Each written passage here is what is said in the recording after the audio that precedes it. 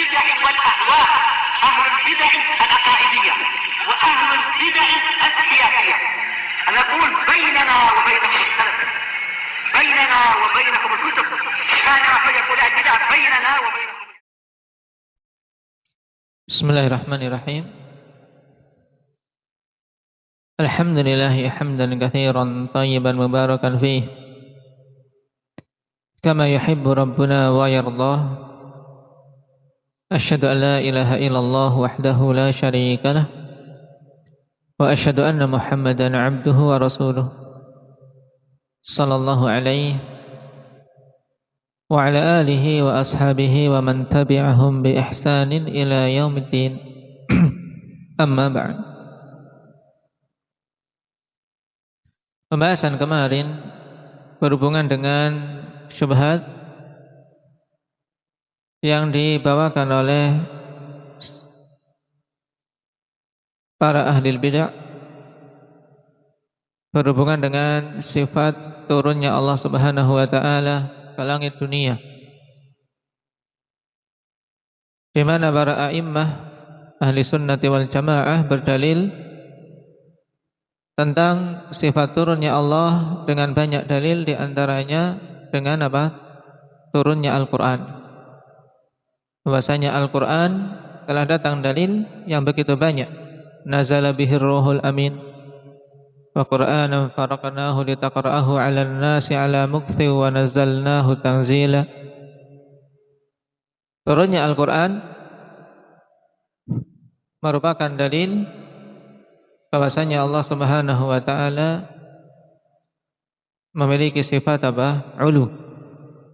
Bahkan tadi berhubungan dengan sifat ulu, sifat tingginya Allah Subhanahu wa taala. Nah, iskal mereka berhubungan dengan apa? Dengan lafaz-lafaz yang lain dalam Al-Qur'an yang sama-sama didatangkan dalam bentuk anzala, dengan fi'il anzala. Anzala minas sama'i ma'a fa anzalnal hadida, dan seterusnya. Nah, ini tidak melazimkan bahwasanya Allah Subhanahu wa taala itu di atas.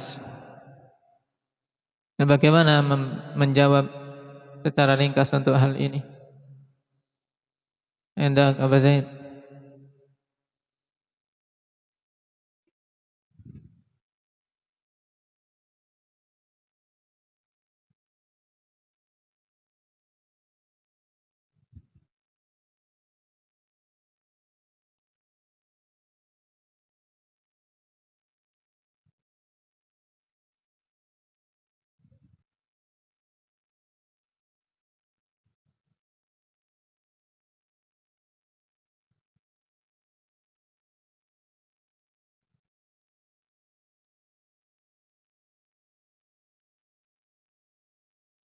Baik, nah, di antara jawaban yang paling jelas ikhwan, bahwasanya inzalul Quran, turunnya Al-Quran yang disebutkan di dalam Al-Quran itu datang apa? Kait, dan bahwasanya turunnya itu dari sisi Allah. Naam. Baik. Tanzilul kitabi minallahil azizil hakim, tanzilum minar rahmanir rahim, dan seterusnya. Sedangkan inzalul an'am, demikian pula inzalul ma', inzalul hadid, ini tidak ada apa?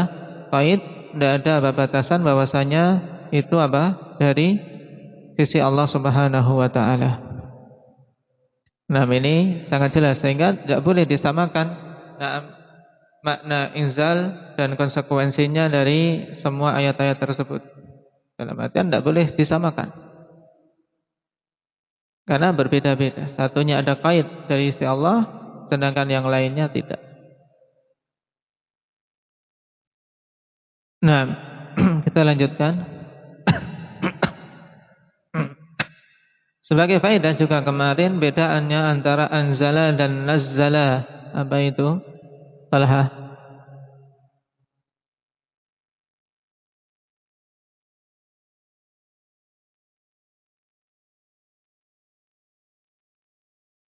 Nah, bahwasanya Anzala itu menunjukkan turun sekaligus. Oleh karena itulah ayat-ayat Al-Quran yang menerangkan tentang turunnya Al-Quran, apabila yang dimaksud turun ke langit dunia di Lailatul Qadar, maka datangnya dalam bentuk anzala. Baik. Namun ketika berbicara menjelaskan tentang turunnya Al-Quran secara bertahap sesuai dengan kondisi yang dialami oleh Nabi sallallahu alaihi wasallam, maka dengan fi'il nazzala.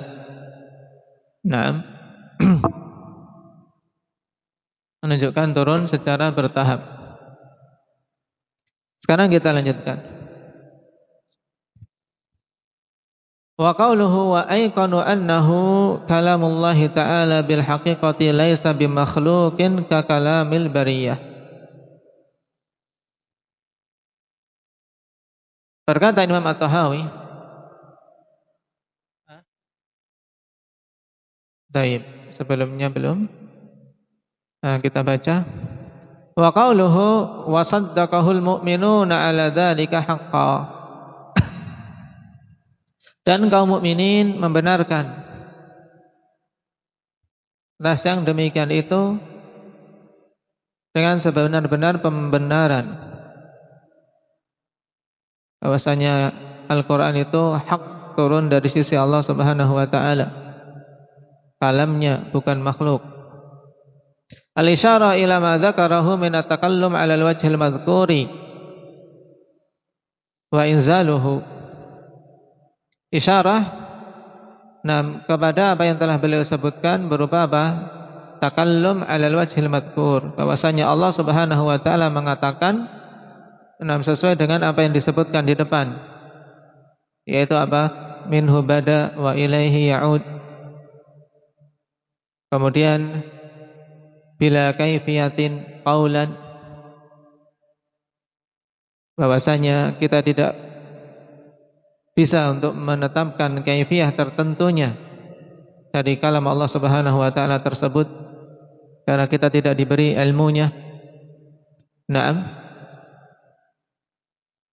Kemudian wa anzalahu ala rasulihi wahya. Hal-hal ini ya ikhwan, baik, kaum mukminin membenarkannya. Ay hadza qaulus sahabati wat tabi'ina lahum bi ihsan wa humus salafus salih wa anna hadza haqqun wa sidqun. Maksudnya bahwasanya inilah perkataan para sahabat, keyakinan mereka, demikian pula para tabi'in, orang-orang yang mengikuti para sahabat dengan baik.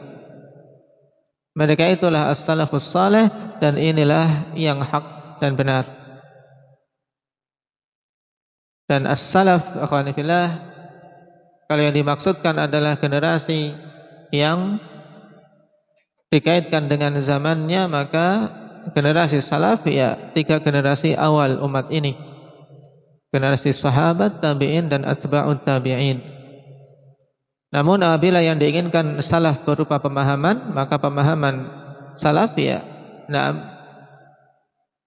mencakup mereka-mereka yang mengikuti 3 generasi ini dari sisi pemahaman terhadap agama, sehingga seorang boleh menisbahkan, bahkan tidak dicela, bahkan pada suatu kondisi dituntut untuk menisbahkan kepada salaf, dengan mengatakan salafi. Wa qawluhu wa ayqanu annahu kalamullahi ta'ala bil haqiqati laisa bimakhluqin ka kalamil bariyah. Perkataan At-Tahawi rahimahullah, dan mereka meyakini bahwasanya Al-Quran itu perkataan Allah secara hakiki, bukan makhluk seperti perkataan manusia. Jadi Al-Quran kalam Allah secara hakiki, bukan sekedar hikayat, bukan sekedar ibarat, dan bukan makhluk seperti perkataan manusia. Kenapa? Karena perkataan manusia makhluk. Sebab itu adalah apa? Perbuatan mereka, ya tidak? Dan perbuatan hamba, perbuatan para makhluk, ya makhluk. Wallahu khalaqakum wa ma ta'malun. Allah Subhanahu wa ta'ala lah yang telah menciptakan kalian dan apa-apa yang kalian lakukan.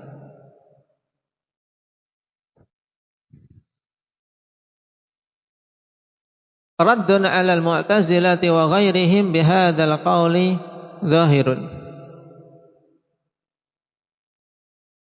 Perkataan beliau ini merupakan bantahan atas Mu'tazilah dan yang lainnya. Dengan perkataan ini sangat jelas, kawan. Nah, kenapa? Laisa bimakhluk. Ini sangat jelas menunjukkan bantahan untuk orang-orang Mu'tazilah.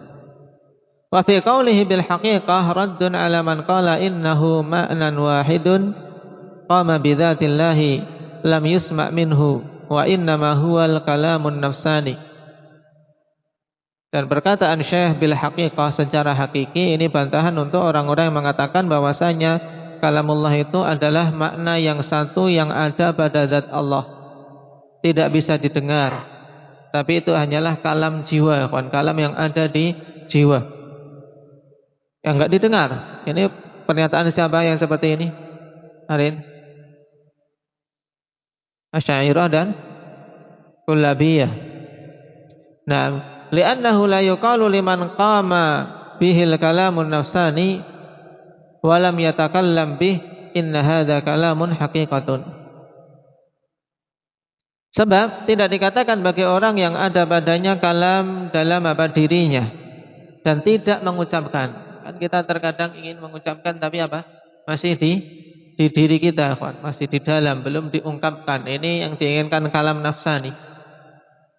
Yang seperti ini apakah dikatakan berbicara secara hakiki? Apa Muhammad? Tidak dikatakan berbicara secara hakiki. Makanya Syekh membantah keyakinan bahwasanya kalamullah itu sekedar kalam nafsani, yaitu kalam yang ada di jiwa aja, yang ada di zat Allah Subhanahu wa taala saja dengan perkataan bil haqiqah. Kemudian tadi dikatakan bahwasanya orang yang ada padanya kalam nafsani dalam artian jiwanya mengatakan sesuatu di dalam dirinya, tapi belum diucapkan dengan mulutnya, tidak dikatakan berbicara secara hakiki, ya tidak. Nah, seandainya ini dikatakan berbicara, kata Syekh, wa illa lalazima an yakunal akhrasu mutakalliman. Kalau seandainya kalam yang ada di jiwa kita, ya kawan, itu dikatakan ucapan, seorang dia telah mengatakan, dia telah berucap. Seandainya itu dikatakan ucapan, tentunya mengharuskan orang-orang yang bisu dikatakan berbicara, ya tidak. Karena orang bisu tetap dalam jiwanya ingin mengatakan sesuatu, ya kan.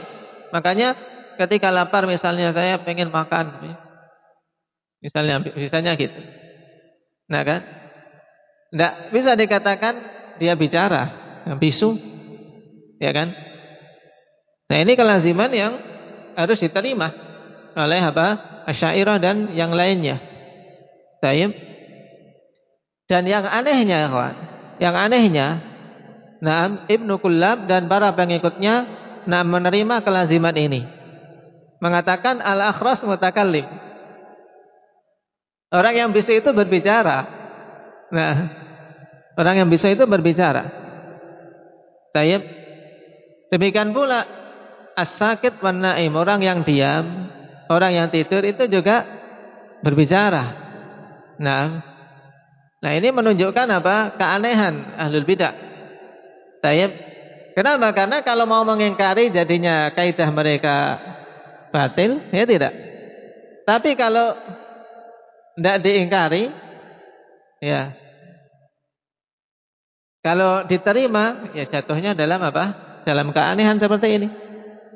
Karena Kullabiyah mengatakan kalamullah itu kalam nafsani, ya, yang ada di zat Allah. Sedangkan Al-Quran ini adalah apa? Hikayat saja. Hikayat saja, pengungkapan. Sedangkan kalam yang hakiki itu di zat Allah. Nah, konsekuensinya berarti kalau demikian, orang yang bisu juga dikatakan berbicara. Dan mereka mengatakan memang, ya, memang begitu menurut kami, orang yang bisu itu berbicara. Nah, ini menunjukkan rusaknya. Kenapa? Karena jelas secara akal sehat, ya, orang bisu tidak dikatakan berbicara. Paham?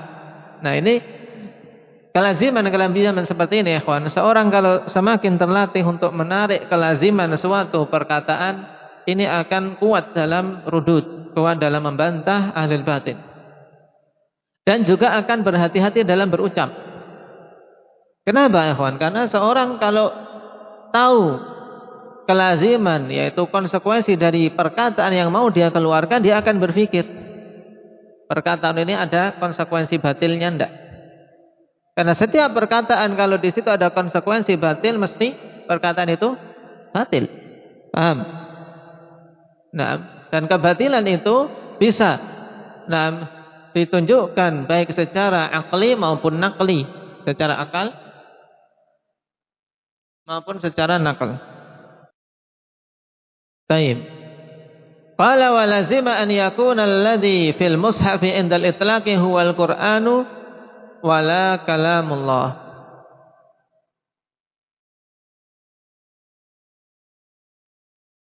Dan kelazimannya, ya, walazima alla yakuna alladhi fil mushafi indal itlaq huwal Qur'an wala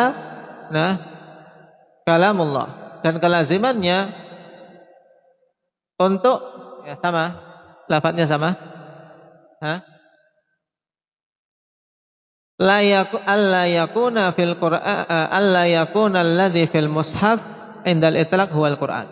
Perhatikan makna ini, kawan. Kelaziman pendapat Ibnu Kullab dan yang lainnya. Nah, taib, bahwa yang ada di mushaf itu secara mutlak, taib, itu bukan apa? Walazima alla yakuna alladhi fil mushaf indal itlaq huwal Qur'an wala kalamullah.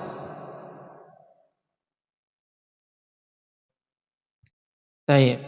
Nah, di tempat saya di titik sehingga membingungkan. Harusnya tidak di titik karena masih gandeng dengan setelahnya. Perhatikan. Qala wa lazima alla yakuna alladhi fil mushaf indal itlaqi huwal Qur'anu wala kalamullah walakin ibaratun anhu laysat hiya kalamullah. Laysat hiya kalamullah. Kama law asyara akhras ila syakhsin bi isyaratin fuhima biha maksuduh. Naam, fakataba dzalika syakhsu ibaratahu 'anil ma'na alladhi awhahu ilaihi dzalikal akhras. Fal maktubu huwa ibaratu dzalika syakhs 'inda dzalikal ma'na. Paham? Nah, kelazimannya, ikhwan, bahwasanya yang di mushaf itu ketika dimutlakkan, yang itu adalah Al-Qur'an, dan bukan kalamullah, ya, akan tapi hanyalah apa? Ibarat dari kalamullah. Bukan kalamullah itu sendiri. Baik. Jadi mereka meyakini Al-Qur'an yang ada di mushaf itu, yang tertulis di mushaf, dan ketika dikatakan secara mutlak itu bukan kalamullah tapi hanya sekedar ibarat dari kalamullah. Nah, penggambarannya seperti seandainya orang bisu, orang bisu, dia mengisyaratkan dengan suatu isyarat yang bisa dipahami maknanya. Nah, isyarat yang bisa dipahami maknanya, kemudian orang yang mendengar itu menulis apa? Dengan ibarat dia tentang makna yang apa? Yang telah dipahami dari si bisu. Paham? Paham ini? Jadi orang bisu memberikan isyarat macam-macam. Kemudian orang yang paham ditulis. Dalam bentuk perkataan. Nah, maka yang tertulis ini, yang tertulis fal maktub adalah apa? Pengungkapan dari apa? Dari ucapan si bisu yang ada di batinnya. Paham? Pengungkapan dari apa? Ucapan batin si bisu yang diungkapkan dengan isyarat, kemudian diibaratkan dengan tulisan oleh orang yang mendengar dan paham. Nah, wa hadzal masal mutabiqun ghayatal mutabaqah lima yaquluna. Dan apa? Permisalan ini ikhwan, ya, perbandingan ini betul-betul mencocoki, dengan sangat cocok terhadap apa yang mereka katakan, yaitu orang Asy'ariyah dan Kullabiyah. Baik. Ya, ini untuk penggambarannya. Ya, jadi akidahnya orang-orang Asy'ariyah dan Kullabiyah seperti itu hasilnya. Berarti mereka yang mengaku baik, mengaku orang-orang cerdas, mengaku ahlil kalam, mengaku sebagai cendekia, ternyata ya jatuhnya dalam perkara yang tidak sesuai dengan akal sehat. Bagaimana orang bisu dikatakan berbicara? Baik. Nah, jadi contoh mudahnya demikian. Wa in kana Allah Ta'ala yusammihi ahadun akhras, walaupun Allah Subhanahu wa taala tidak ada seorang pun yang menamainya dengan akhras, dengan bisu. Lakin indahum annal malak fahima minhu ma'nan qa'iman bi nafsihi lam yasma' minhu harfan wala sautan bal fahima ma'nan mujarrada. Nah, inilah keanehan berikutnya, kawan. Walaupun apa mereka orang-orang Asy'ariyah dan Ulabiyah tidak berani kemudian mengatakan Allah itu bisu, ya tidak. Tapi intinya mereka tidak mensifati Allah tidak mensifati Allah dengan sifat kalam. Cuman bagaimana malaikat ini menyampaikan kepada Nabi wahyu? Nah, menurut mereka malaikat memahami makna yang ada pada zat Allah. Ya. Tapi mereka tidak dengar suaranya, tidak dengar hurufnya. Cuman apa? Paham. Ya, paham makna itu saja. Dia paham dengan seketika makna yang ada pada zat Allah Subhanahu wa taala tersebut. Tsumma 'abbarana anhu, kemudian si malaikat ini mengungkapkan. Baik. Fa huwa alladhi ahdatsa nazmal Qur'ani wa ta'lifal Arabi wa ta'lifahu al-Arabi. Di sini ada kekeliruan. Nah, tempat kalian apa? Sama. Setelahnya kah? Fahuwa alladhi ahdatsa nazmal Qur'ani. Ya, sehingga malaikat inilah yang mengada-adakan susunan Al-Qur'an, ikhwan. Wa ta'lifahul Arabi, dan apa? Menyusunnya dalam bahasa Arab. Baik. Au anna Allah khalaqa fi ba'dil ajsami kal hawa alladhi huwa dunal malak hadhil ibarah. Atau kemungkinan lain, ya, konsekuensi keyakinan mereka, Allah ciptakan kalam ini pada sebagian jasad, seperti misalnya udara, di udara diciptakan itu kalam. Nah, yang itu selain malaikat. Nah, ibarat-ibarat ini kemudian baru diambil oleh malaikat. Cuman konsekuensi ini tidak diambil oleh Bishr Al-Marisi dulu ketika kita baca debat dia dengan siapa? Abdul Aziz Al-Makki. Syahidnya, ikhwan, intinya ahlul bidah ketika membuat suatu kaidah akan terjatuh dalam kebingungan sendiri. Sebagaimana ditegaskan oleh Syekhul Islam Ibnu Taimiyah, ikhwan, bahwasanya siapa saja yang menentang al-haq, menentang Al-Quran dan Sunnah dengan pemahaman yang benar, mesti akan jatuh dalam tanakut, akan terjatuh dalam kontradiksi. Ya. Cukup menunjukkan kebatilan sesuatu kalau sikapnya kontradiksi. Ya. Pertentangan. Kenapa? Karena kebenaran itu tidak akan mungkin ada kontradiksi. Sebagaimana Al-Quran dan As-Sunnah tidak mungkin akan bertentangan satu sama lain.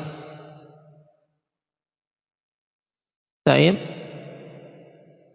Nah, ini sekarang kita lanjutkan. Wa yuqalu liman qala innahu ma'nan wahid. Ya. Tadi bantahan untuk yang mengatakan apa? Kalam nafsani. Paham?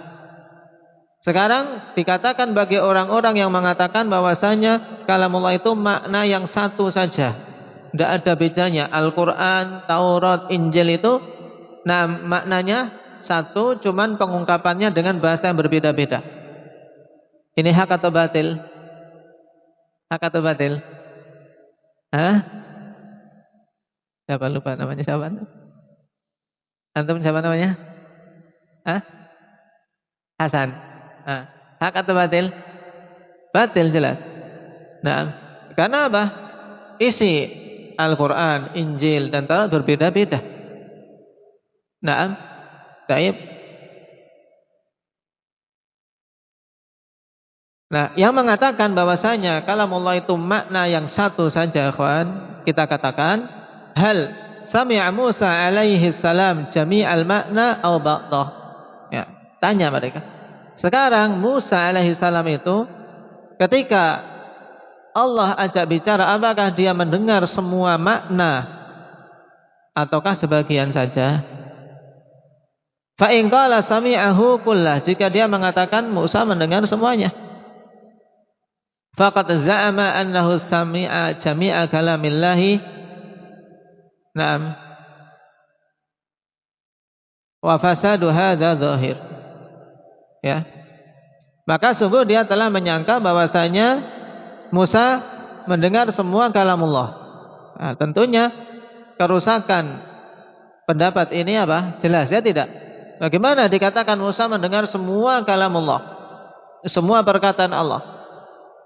Padahal perkataan Allah tidak terbatas. Bagaimana Musa dalam waktu itu semua kalamullah bisa dia dengar?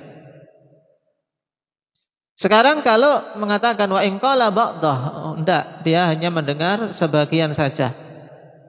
Maka konsekuensinya apa? Faqad qala bittaba'ud. Berarti orang ini telah mengatakan bahwasanya kalamullah itu bukan makna yang satu saja, tapi apa? Menyatakan bahwasanya na'am kalamullah itu yataba'ad. Ya. Yataba'ad maksudnya apa? Terbagi-bagi. Ya. Kalam yang na'am awal, kemudian setelah itu Allah Subhanahu wa taala mengatakan yang lainnya lagi, mengatakan yang lainnya lagi.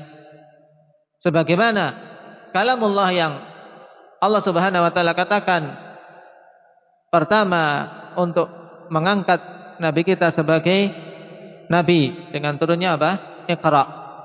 Tentunya berbeda dengan apa? Ya ayyuhal muddatsir.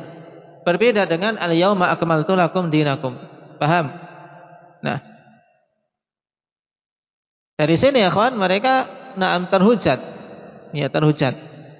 Ya, mengatakan kalamullah itu satu makna, maka cukup bantah dengan hal ini. Musa dengar semuanya atau tidak? Kalau mendengar semua, jelas batil. Bagaimana engkau mengatakan Musa mendengar semua kalamullah?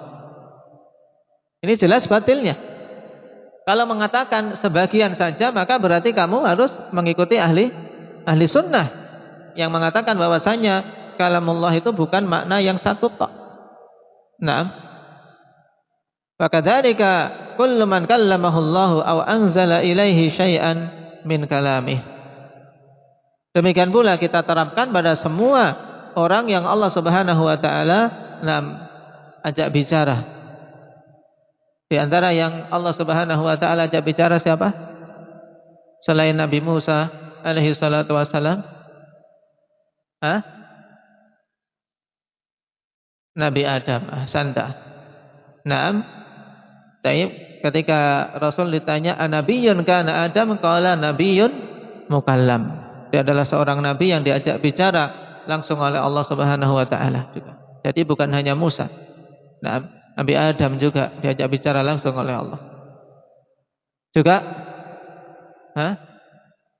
Nabi kita Muhammad sallallahu alaihi wasallam sebagaimana dalam hadis tentang Isra Mi'raj. Baik. Jadi semua yang diajak bicara oleh Allah katakan demikian. Apakah dia mendengar semua kalamullah? Nah, jawabannya kemudian dua-duanya tetap apa? Mereka salah. Nah, mereka terhujat. Walamma qala ta'ala lil malaikah inni ja'ilun fil ardi khalifah. Walamma qala lahum usjudu li Adam. Wa amthalu dzalik. Hal hadza jami'u kalamihi aw ba'du? Ya, kemudian Berikutnya, tatkala Allah mengatakan kepada malaikat, sesungguhnya aku akan menjadikan di muka bumi ini khalifah. Dan tatkala Allah katakan, usjudu li Adam, sujudlah kalian kepada Adam. Nah, yang semisal ini, apakah ini keseluruhan dari perkataan Allah atau sebagiannya?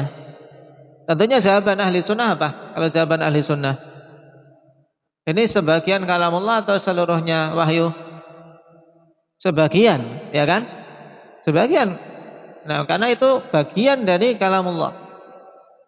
Harusnya mereka menjawab sebagian. Tapi seharusnya ketika mengatakan sebagian berarti kalamullah itu bukan makna yang satu. Nah, kalau mau mereka konsisten dengan kaidahnya berarti harus mengatakan ini adalah keseluruhan kalamullah dan ini jelas batilnya. Paham? Ini cara menghujat ahlul batil, ikhwan, dengan menjatuhkan mereka kepada kontradiksi mereka sendiri. Fa in qala innahu jami'u fa hadza mukabarah. Maka jika dia mengatakan ini adalah keseluruhan kalamullah, maka ini bentuk mukabarah, bentuk menyombongkan diri dari fakta yang sangat jelas, ikhwan. Ngeyel, dalam artian intinya ya pokoknya.